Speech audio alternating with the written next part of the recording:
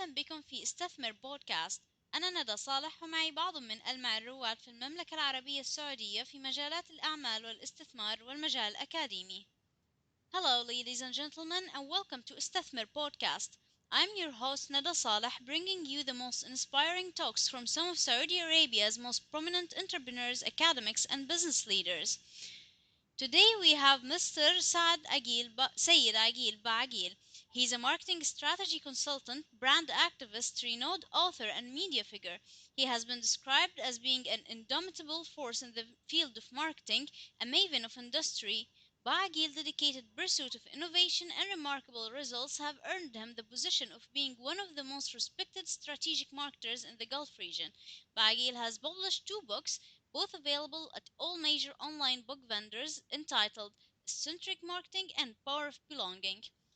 Hello, Mr. Sayed, how are you? Alhamdulillah, how are you? I'm fine. So, Mr. Sayed, what about telling us a little bit about yourself for a start, like your background, your hobbies, your interests, anything you'd like to tell us about yourself? Sure, sure. My name is Saeed Baghil, and well, I lived abroad for quite a bit of time. My informative years were overseas. The beginning informative years, I lived in Egypt for quite a bit of time, probably about 4 or 5 years, and then I moved to Malta, an island in the Mediterranean, and then I moved to the States, and I finished high school in America, and so is universities. In terms of my hobbies, there's a lot of hobbies. I'm into definitely from my younger years. Did music a lot. I play the guitar, and I've always loved it. I've joined many bands, and joined the several bands when I was overseas. I also have hobbies in terms of philosophy, which is not more recent, but it's been Interesting. like the past by 15, 20 years ago. So my hobbies are quite spread. Cooking is one of my hobbies. I love cooking for sure. It's one of the primary hobbies that I do, and I look into it most of the time. I'm very picky in terms of going out to restaurants and eat. I rather do things at home and enjoy the environment that I create. Okay, so that's a really interesting introduction. And by the way, I love guitar too.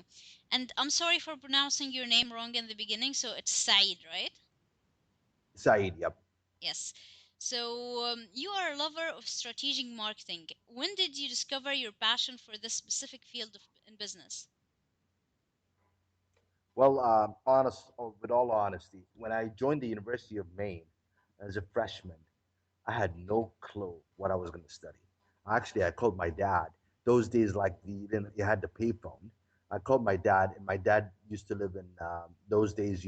Well, he still is in somewhat in Italy. So I Mhm. called him and I said I want to major in music.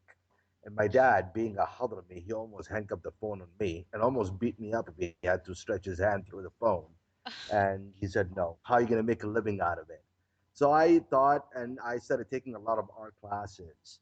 And the assigned person to my major, actually to my curriculum, was Dr. Gordon Mosley, who is also a professor of marketing. So he spoke to me about taking one of the basic principles of marketing as a class, and I did in my freshman year.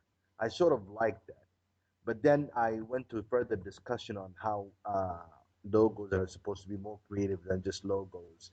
And those days, I'm not that old. It was in the 80s, but you don't have the privileges that you have today. So I would use a copy machine, and I would Mhm. photocopy things, and I would just paste it using a Scotch tape, and then run it black and white on a copy machine, and then put them on a bulletin board, sort of an ad.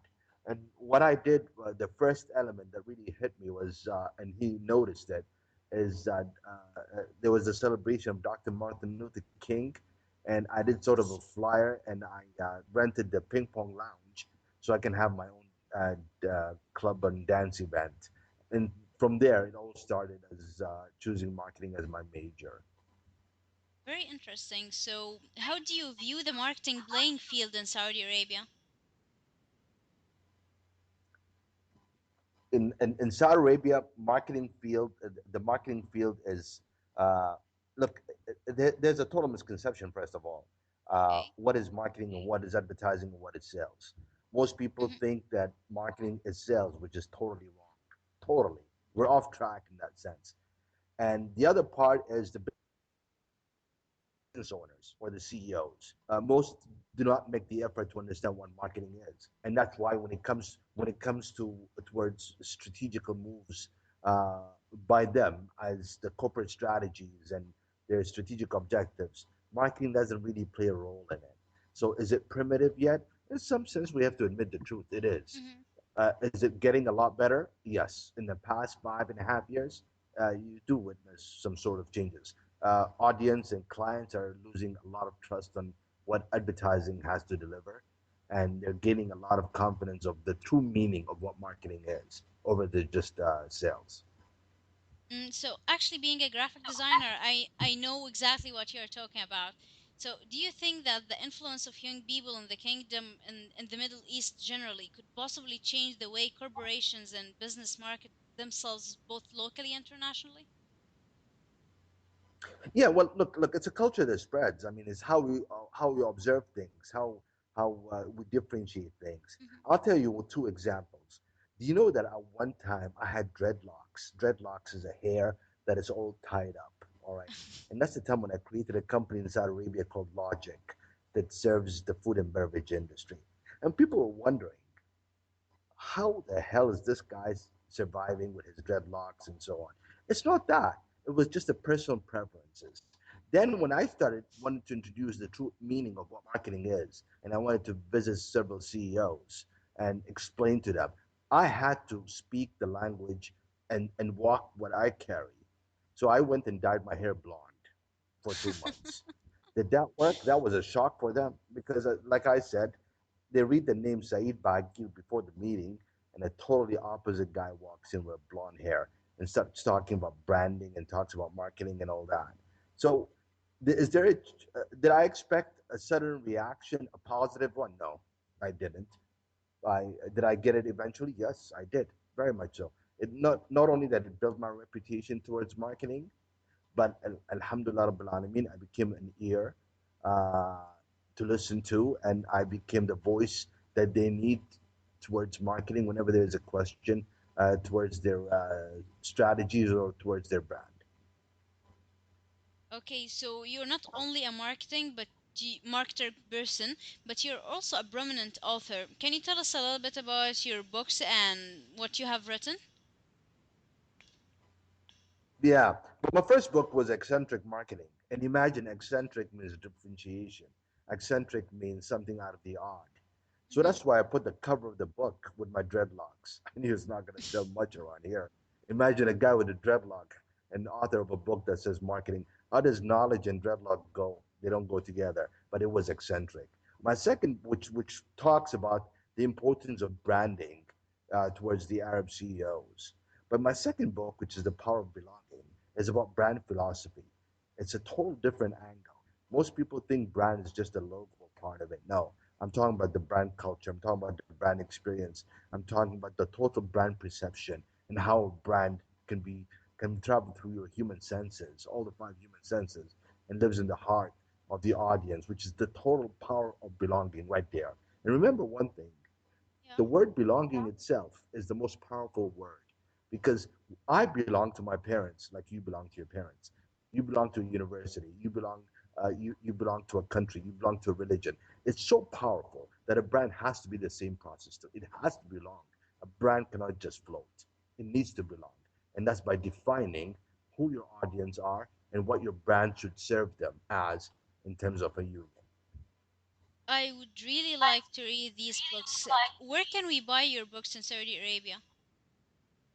I actually, right now, I just got the permit for bringing my book in. I'm sending a copy to my publisher probably next week. And I'm speaking to Virgin here, but through Ruman Company, uh, which is one of the best people I met in Saudi Arabia, is Inas Hashani.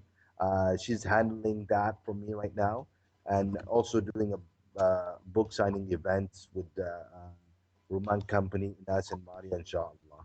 And it'll be probably in about 45 to 60 days. Not definite yet. That's very exciting. I'll wait for that event. So, Mr. Baghil, you also spoke at the first ever TEDx event in Jeddah and did a great job, actually. How was the experience for you? You know, it's funny. I never expected that people would add me on Facebook just for my blonde hair picture.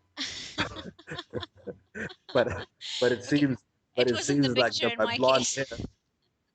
Yeah, it seems like my blonde hair picture did a lot of work than actually the subject that I was talking about. I made it look, and it was great. It was great. I had to condense the number of minutes. I had to make it short because prior to my speech, I felt people were like sort of falling apart from the energy. So I had to create that, break that rule and create that humor and sort of sort everything out in few minutes that I focused only on four steps. That is how a brand's supposed to be, and how I'm supposed to become, how I became a brand, and how I preach to audiences as CEOs towards marketing, and what is the power of belonging in the whole process. Just sort of a highlight, a simple highlight that took about 7 minutes throughout TEDx. But it was a great experience. Loved the energy, loved the people in there. It was totally awesome. Totally a thumbs up. I'm sure the people actually also loved you, Mr. Baghi. So Thank we you. have reached the final septum of this podcast. Is there any other final words of wisdom you would like to add to the young people who are starting off their own businesses and any markets for wisdom? Yeah, yeah. I'll tell you one thing. First and foremost, I'm honored to be advisor for Istathmir. Thank you. Honored by all means. Uh, it's probably just a web thing right now and activation. I'm not only honored, but I'm also proud of her. She's doing an incredible job. And whoever listens to my interview right now, I just ask you to just go to istasmart.org and look at the work, the initiatives, and support her. Let her fly with it. And I'm sure a lot of companies will come and sponsor one day, but it takes patience and perseverance, and things will be done. And in terms of the youth, what do I have as a word? Be passionate. If people bring you down, forget it.